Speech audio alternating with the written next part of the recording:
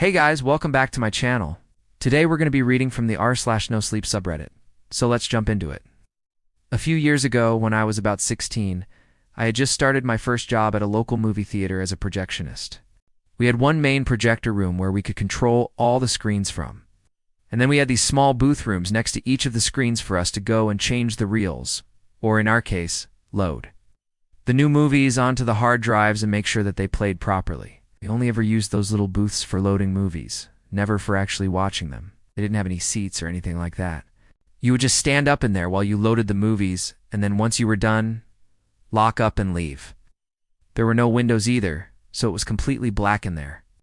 So one night, my manager calls me in to get a midnight showing ready. It was a Friday, and he was about to close up shop for the night, because nothing plays after midnight on weeknights. So he says, "Okay, you get this movie ready, and I'll meet you in the main projector room in about 20 minutes, so we can run a test." So I walk down to the booth room, grab the movie, and start to load it onto the hard drive. This was before most theaters went digital, so we still had to load actual reels and then play them through an old VCR-like thing in order to get them onto the hard drive and then finally project them onto the screen. So I'm sitting there watching this movie reel play through this tiny screen on the side of the machine and waiting for it to finish. Well, I'm sitting there, and I hear a voice. I thought, oh God, I must be going crazy. I haven't slept in almost 48 hours. I need to go home. But then I hear it again. This time it was a bit louder. "You're not alone." I jumped a mile and turned around to see if anyone was messing with me, but there was no one there. I was literally the only person in the building at this point. I told myself that I was just tired and hungry and needed to go home. So I sat back down and tried to focus on the task at hand.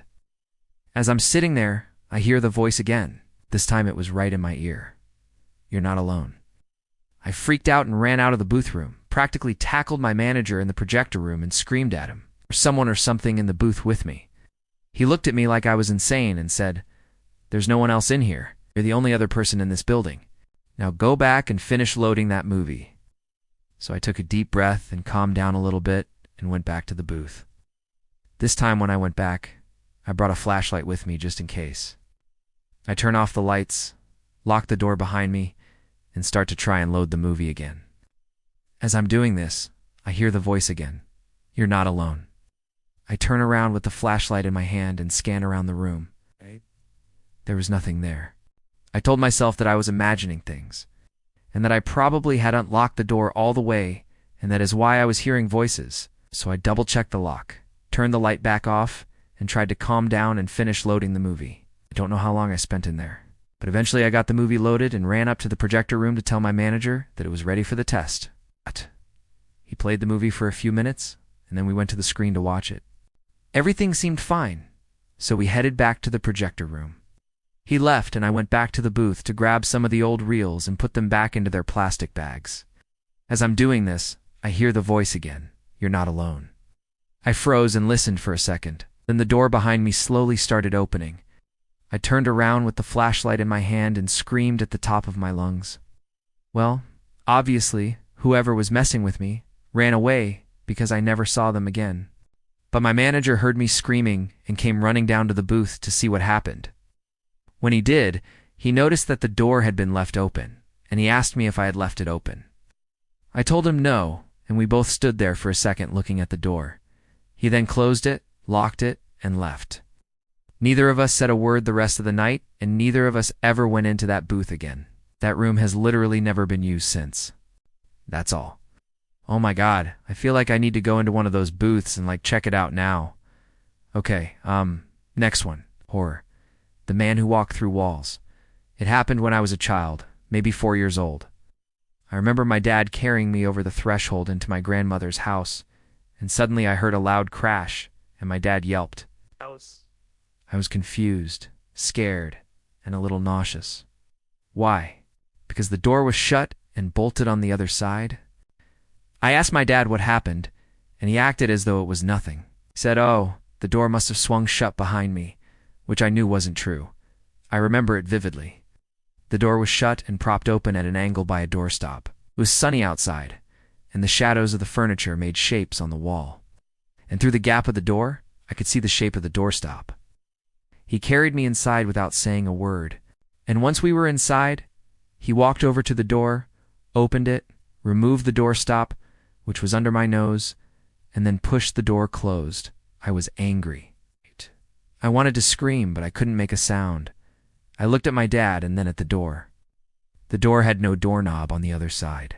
It was a spare bedroom, and my grandmother had no doorknobs on her doors. She preferred the freedom of walking through walls. When my dad picked me up, I scratched and clawed at his face. Blood trickled down his cheek. He winced and held me tighter. But I kept scratching at his face as I stared at the door. I was scared and confused. Why couldn't I speak? Why was my dad acting so strange?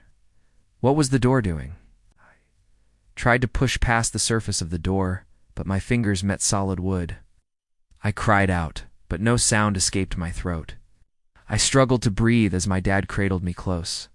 His body was warm, but I couldn't stop staring at the door. My mom came into the hallway and called out to us. She sounded far away, as though she were speaking from another room. She asked what happened. Dad didn't answer. He continued to hold me as though I were a rag doll. Then he began backing away from the door, still holding me, moving further into the room. Mom stepped into the doorway and disappeared from view. I wanted to call out to her, but I couldn't make a sound. I wanted to explain what was happening, but no words came out of my mouth.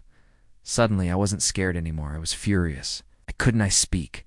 Why couldn't anyone hear me? Dad reached the bed and laid me down. I kicked and screamed, but no sound came out. I tried to sit up, but a large hand pressed down on my chest. Looking back at Dad, I saw that his eyes were blank and soulless.